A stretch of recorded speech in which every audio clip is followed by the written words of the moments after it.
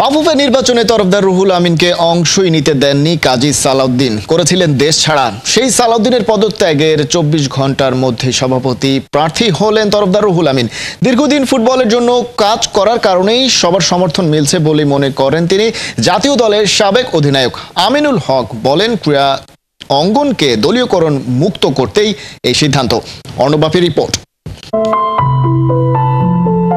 দেশজুড়ে যখন সংস্কার চলছে, নতুন বাংলাদেশ গড়তে নেতৃত্বে আসছেন যোগ্যরা। পরিবর্তনের জোয়ারে দেশের ফুটবলকে চলতে হবে ফিফার নিয়ম মেনেই। চাইলেই সরাসরি বসে পড়া যায় না সভাপতির পদে। নির্বাচনী বৈতরণী পার করেই বসতে হবে ওই চেয়ারে, যেই চেয়ার গত ১৬ বছর কাজী সালাউদ্দিন আঁকড়েছিলেন স্বৈরাচারী সরকারের ক্ষমতাকে অপব্যবহার করে।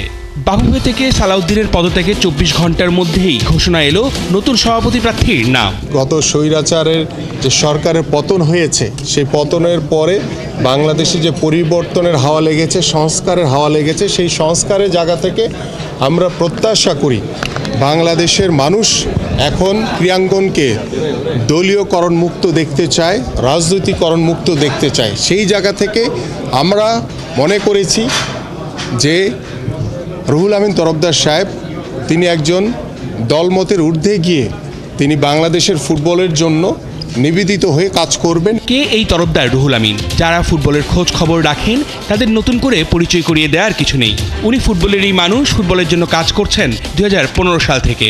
যিনি সর্বপ্রথম ফ্র্যাঞ্চাইজি ভিত্তিক ফুটবল টুর্নামেন্ট করার স্বপ্ন দেখেছিলেন। মেধা, শ্রম, সময়ের সাথে স্পন্সর করে ফুটবলের সোনালী অতীত ফিরিয়ে আনার চেষ্টা করেছেন।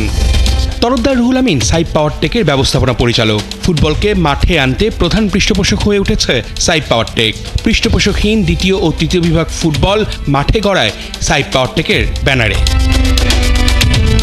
প্রিমিয়ার লিগে খেলা সর্বপ্রথম কর্পোরেট দল সাইফ স্পোর্টিং ক্লাব। তৃণমূল পর্যায় থেকে ফুটবলার তুলে আনতে দেশব্যাপী শুরু করেছিলেন অনূর্ধ্ব-১৭ ফুটবল টুর্নামেন্ট। টেবিলের ফুটবলকে মাঠে আনার জন্য তরফদার রুহুল আমিনের চেষ্টা ছিল নিরন্তর। সেটাই সহ্য হয়নি অনেকের। নানা রকম ষড়যন্ত্রের শিকার হয়ে নিজেকে সরিয়ে নিয়েছিলেন ফুটবল থেকে।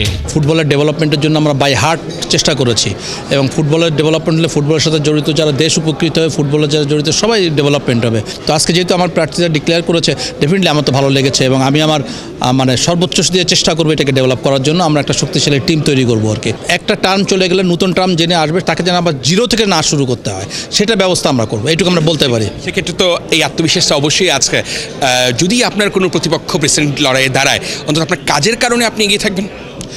ডেফিনেটলি আমি আমার প্রতিপক্ষ কেউ যদি দাঁড়ায়, এবং যারা কাউন্সিল আছে তারাই নির্বাচন করবে যে কাকে দিয়ে কাজটা ভালো হবে। আমাকে যদি কাজটা ভালো না হয়, আমাকে নির্বাচিত করবে না। আগামী ২৬শে অক্টোবর বাফুফের নির্বাচন। ২১ জনের চূড়ান্ত প্যানেল এখনও তৈরি হয়নি। কাদের নিয়ে ফুটবলের উন্নয়নে কাজ করতে চান তরফদার রুহুল আমিন, সেটা জানা যাবে কয়েকদিনের মধ্যেই। অর্ণব বাপি, ৭১।